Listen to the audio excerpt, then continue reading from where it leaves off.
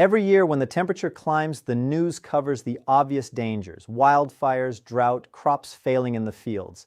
But there's a quieter danger that almost never makes the headlines, and it kills more people in a single bad heat wave than most natural disasters combined. It doesn't happen on a hiking trail. It doesn't happen to someone pushing their body too hard in the sun. It happens in living rooms, in kitchens, in people's own homes with the door locked and the windows shut while they believed they were completely safe. Let me tell you about a woman I'll call Margaret. 69 years old, lived alone, independent, sharp-minded, the kind of person who'd tell you she doesn't get sick easily. During a 5-day heat wave one August, she did exactly what she always did, kept her routine, ran her errands in the early afternoon like she'd done for years, and figured her body would tell her if something was wrong. It didn't, not until it was almost too late. By the 3rd day, she was disoriented in her own kitchen, unable to remember if she'd taken her medication that morning. A family member who happened to call and got no answer drove over and found her barely responsive on the kitchen floor. She survived, but the doctors were direct with her family afterward. If that phone call had come an hour later, the outcome might have been very different. Here's what almost nobody tells people clearly enough: heat doesn't announce itself the way you'd expect. It doesn't always feel dramatic. It doesn't always come with a warning you can trust. And the mistakes that lead to the worst outcomes aren't reckless mistakes. They're quiet, everyday ones. The kind almost everyone makes without realizing it. In the next few minutes, I'm going to walk you through 5 of the most common heat wave mistakes people make. Mistakes that seem harmless in the moment but can turn into genuine medical emergencies. I've ranked them so the most overlooked, most dangerous one is saved for last. Because once you understand it, you'll never look at a hot day the same way again. Stick with me all the way through, because the 5th mistake is the one that separates a scary afternoon from an ambulance ride. Before we get into it, if you find this kind of information valuable, take a second to subscribe. This channel is built around clear, practical health information that actually helps you protect yourself and the people you love without the scare tactics you see everywhere else. Now let's get into it. There's one thing you need to understand before we walk through the 5 mistakes, because without it, the rest of this won't fully click. Your body has a built-in cooling system. It's been working quietly in the background your entire life, and most of the time you never have to think about it. Sweat evaporates off your skin and pulls heat away with it. Blood vessels near the surface of your skin widen to release internal heat into the air around you. And thirst kicks in to remind you to replace the fluids you're losing. That system is remarkably efficient, right up until it isn't.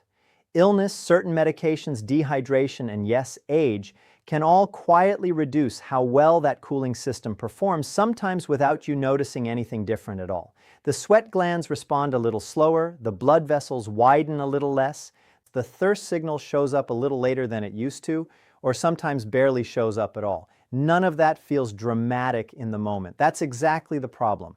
A weakened cooling system doesn't send you a warning label. It just does less than you're counting on it to do at the exact moment you need it most. Here's the part that matters most. 2 people can be in the exact same room at the exact same temperature and be at completely different levels of risk. Because the danger isn't really about how hot it is outside. It's about how well your body can respond to that heat internally. And that response is something almost nobody actively monitors, because almost nobody has ever been taught to. Public health data backs this up clearly.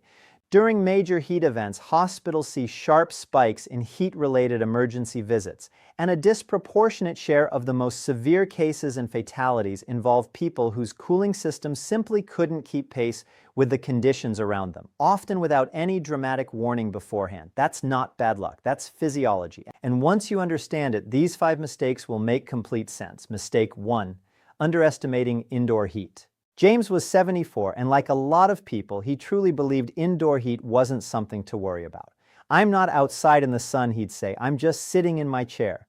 That belief is one of the most common and most dangerous assumptions people make during a heat wave.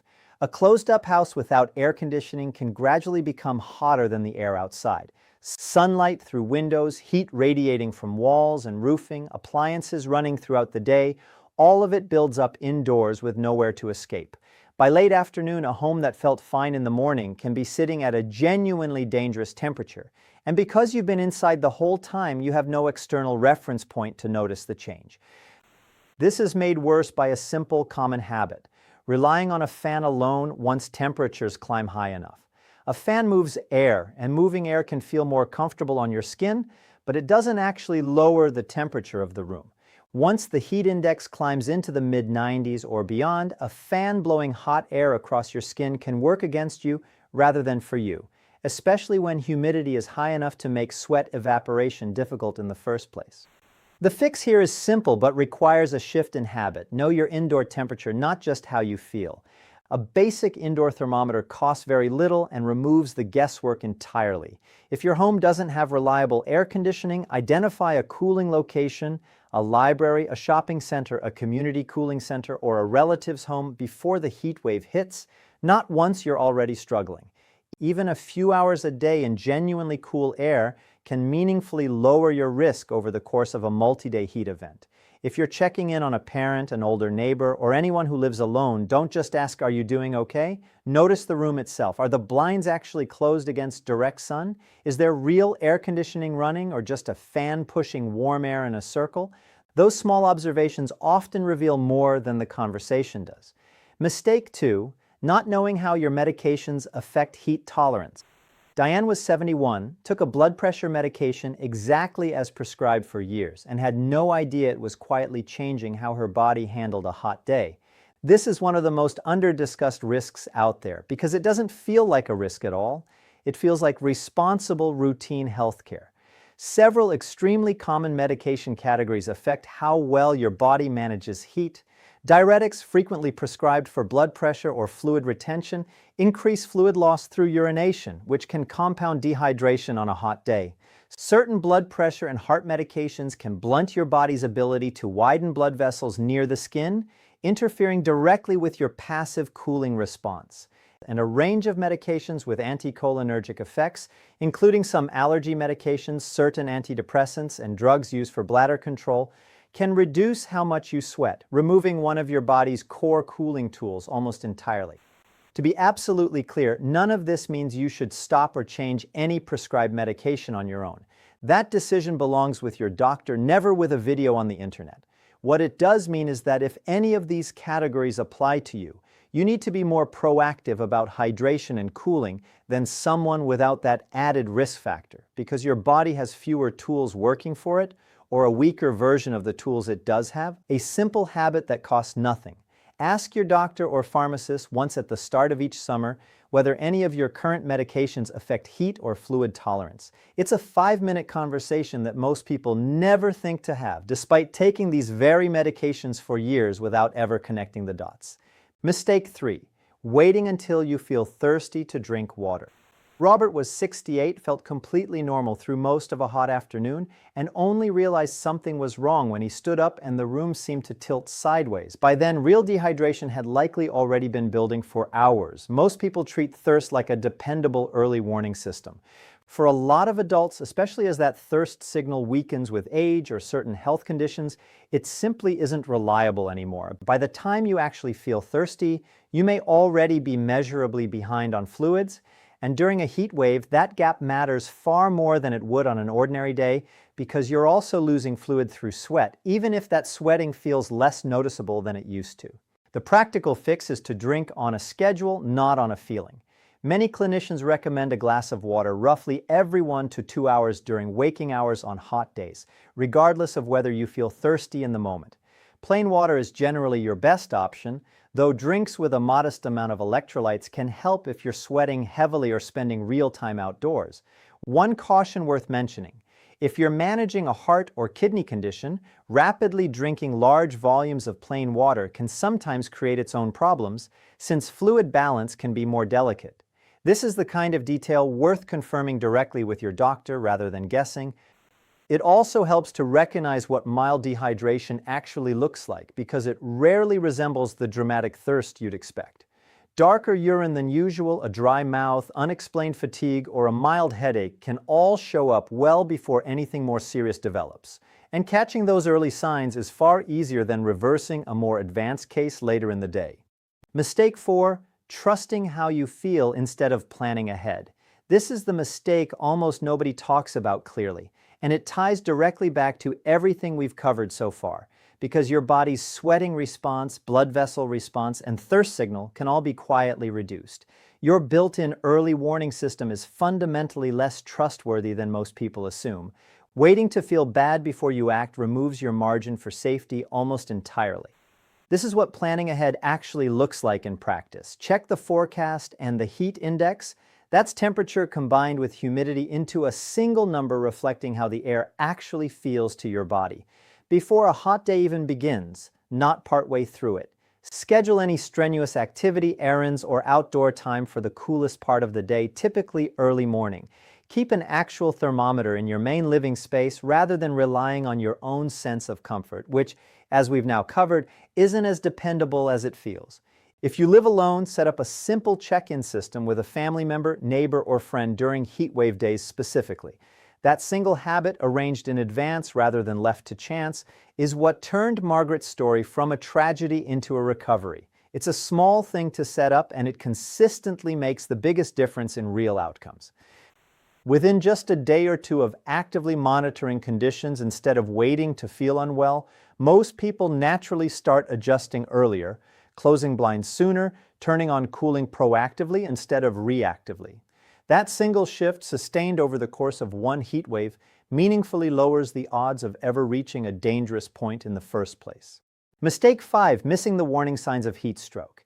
Everything up to this point matters, but this final mistake is the one that changes the entire conversation because it's the difference between catching a problem early and missing the window to catch it at all, not recognizing the warning signs of heat stroke and losing critical time as a result. Let's be precise, because confusing two related conditions is a major reason treatment so often gets delayed. Heat exhaustion typically involves heavy sweating, headache, dizziness, nausea, and a rapid heartbeat. It's serious and deserves attention, but a person's thinking generally stays clear even while they feel genuinely awful. Heat stroke is a different situation entirely, and it is a true medical emergency. Here's the detail that matters most, and it surprises almost everyone the first time they hear it explained clearly. Skin condition alone isn't a reliable way to tell the two apart. In heat stroke, the skin can be hot and dry, but it can just as easily still be damp. Don't wait for dry skin as your signal, because you may be waiting for something that never comes. The real hallmark of heat stroke is a change in the brain, not the skin. Watch for confusion, disorientation, slurred speech, agitation, or behavior that seems out of character, often alongside a body temperature above 103 degrees Fahrenheit, a rapid pulse, and in more severe cases, loss of consciousness. That shift in thinking and behavior, more than anything happening on the skin, is the clearest signal that a situation has crossed from heat exhaustion into heat stroke. And here's why so many people miss it in time. Confusion is one of the core symptoms of heat stroke itself, which means the person experiencing it may not recognize what's happening or be able to ask for help clearly. This is exactly what happened to Margaret. By the time her family member found her, she wasn't fully able to explain what she was feeling, even though looking back, her skin hadn't even felt especially dry. You don't need medical training to respond correctly here. If you suspect heat stroke in yourself or someone else, confusion, very high body temperature, hot skin, whether dry or damp, call emergency services immediately. While you wait for help, move the person to a cooler location if at all possible.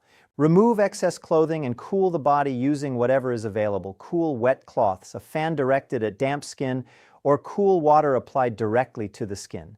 Do not give fluids by mouth if the person is confused or not fully alert, since that creates a genuine choking risk. Heat stroke is never something to wait out at home. It requires emergency evaluation every single time without exception. A simple checklist before your next doctor's visit. Before we wrap up, I want to leave you with something practical you can bring to your very next appointment. 5 questions worth asking, and any good doctor will welcome all of them. First, do any of my current medications affect how my body handles heat or hydration? Second, based on my personal health history, is there a specific temperature or set of symptoms I should treat as an emergency rather than waiting to see if it passes? Third, how much fluid should I actually be aiming for on a hot day, given my specific health conditions? Fourth, are there early warning signs I should personally watch for based on my own situation? And fifth, who should I contact and how quickly if I start to feel unwell during a heat wave? If a doctor brushes off those 5 questions, that tells you something worth paying attention to about how proactive your care is likely to be going forward. Your challenge for the rest of this summer is simple. Check the temperature and heat index each morning before deciding your plans for the day. Drink water on a set schedule instead of waiting to feel thirsty. And if you live alone, set up a real check-in plan with someone you trust for any day the heat index climbs into dangerous territory. That's it. Write down today whether you have a working thermometer for your living space and an actual check-in plan in place, and revisit that same question in 30 days. You don't need a perfect system, you need a consistent one, and the difference it makes by the end of the summer will genuinely surprise you. None of what we covered today is meant to make you afraid of summer. It's meant to shift you from reacting to planning, and that shift, small as it sounds, is what stands between a scary afternoon and a trip to the emergency room. You're not powerless here, you just needed to know what to actually watch for. If this video gave you something useful, take a moment to subscribe. That's precisely what this channel is built for. Clear, honest, practical health information, without the fear-mongering you see everywhere else. Stay cool out there, and I'll see you in the next one.